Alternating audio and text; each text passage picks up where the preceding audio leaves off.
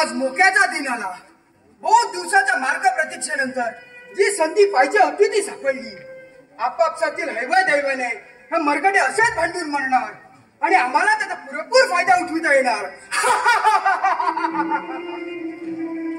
पण आजकाल हा सूर्यादी पिसा डोळेजड होऊ लागलाय.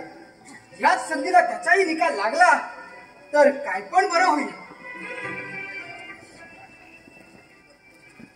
आहे नाव काटतात पिसाचा सारखा नजरे समोर उभा. या पिसा तुमचीच वाट पाहत होतो. बोला, टाकला डाव साधला की नाही? खान साहेब, हाती आलेला हकीकतेवरून आपलं काम बेमालूम सत्य होणार यात आता संशयाला जागा उरली नाही. ते सारं खरं पिसा, पण सत्याची आपल्या बाजूला वळला नाही तर तो मराठाकडून कुत्र्याच्या मध्ये मानला जाईल. याबद्दल खात्री आहे तुमची? नुसती खात्री नाही खान साहेब. त्या मराठ्याने एखाद्याला आपला शत्रू मानला तो देशभक्त असो किंवा देशद्रोही, त्याला त्यांनी बोल बोल मुंटा धूर चाललीच म्हणून समजा. पिसाळ, त्या कारस्थानी डावात आपली मनोजक्ती सरशी झाली तर बादशाला आसमान डेंगट होईल. ते तुम्ही मागाल ते इनाम तुम्हाला बहाल करील याची मला पुरती खात्री आहे खान साहेब.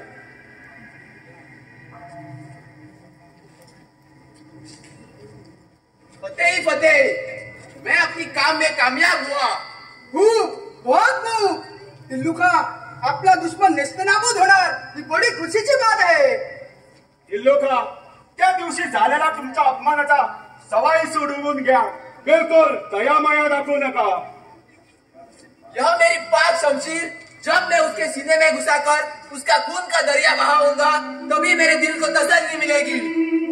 माकाचा अंगार करून संताजी काबू द्यायचा नाही. ह्याची पूर्ती खातरजमा झाल्यावरच मी तेडी चाललोय. तेव्हा तुमचाही मुत्सदी माता तेवढाच शांत ठेवा.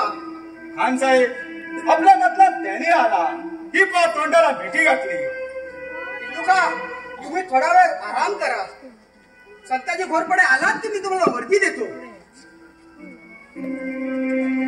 माझ्या आगमनाची वर्दी देण्याची तस्तीत मला पडू नये म्हणून मीच जातीनिशी सड्या स्वारीनिशी आपल्या पुढे खडा आहे. संताजी, तुम्ही आलात, आम्हाला खूप आनंद झाला.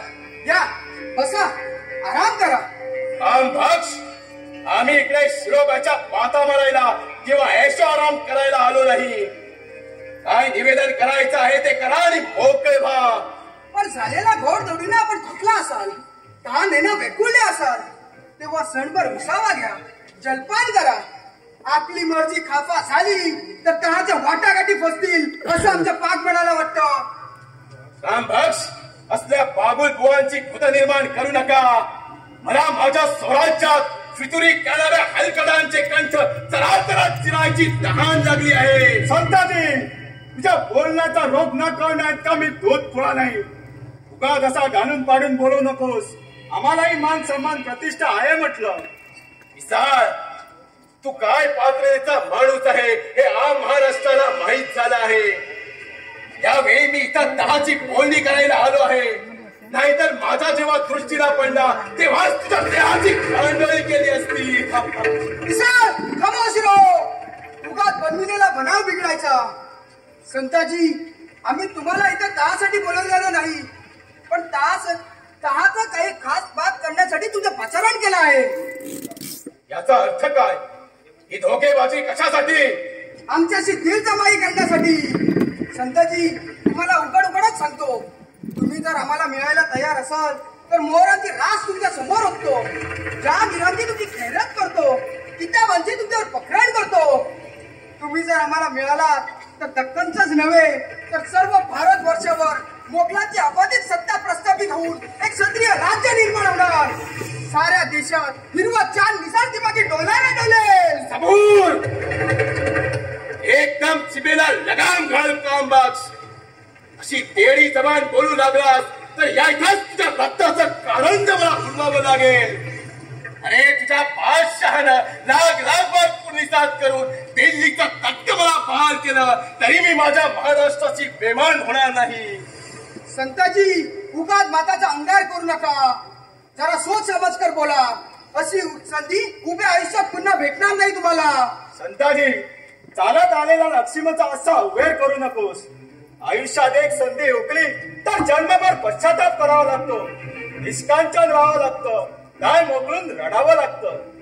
पर्व नाही मला त्याची. स्वतःचा स्वाभिमान विकून मिळणारी लक्ष्मी लक्ष्मी नसून औदसा असते, आणि अशा मायारूपी लक्ष्मीचं अवेर करणं हा संताजी अधिक पसंत करतो. संताजी, आता तुम्ही आहात त्या इतमत महाराष्ट्रात जाऊ शकत नाही.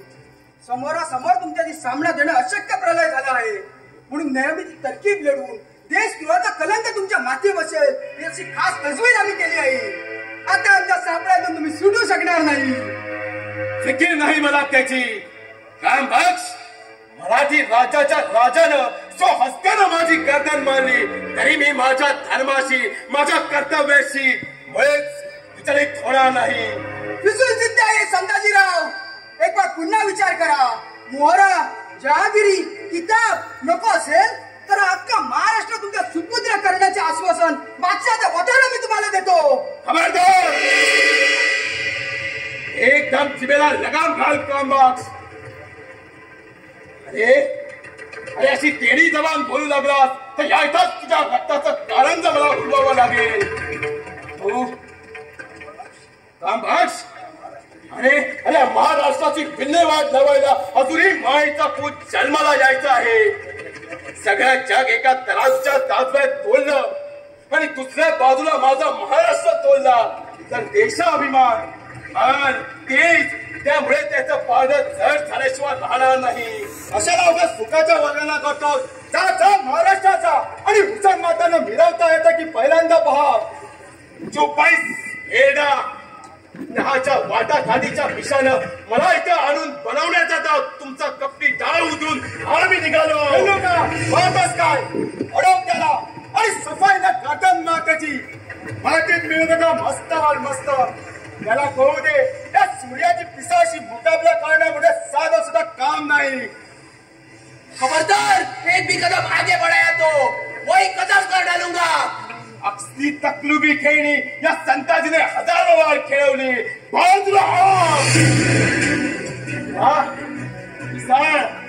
दहाच्या वाटाघाटी चालल्या होत्या म्हणून तुला जीवदान दिलं होतं, पण आता तुझा मुलगा अलगाच आकाशात भिडकावून देऊन पान समळांचा सूट घेतो.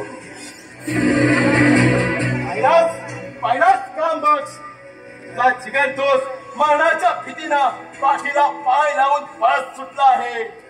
जगायचं असेल तर हो बाजूला आणि आपला जीव वाचव. संताजी, तू आपल्या पायाने मरण ओढून घेतलाय. ह्याचा नतीजा ठीक नाही होणार.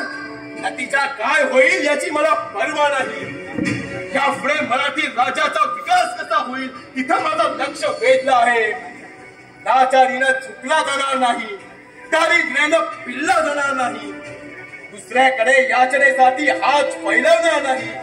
असा समर्थ महाराष्ट्र निर्माण करायला हा महासंताजी निघाला.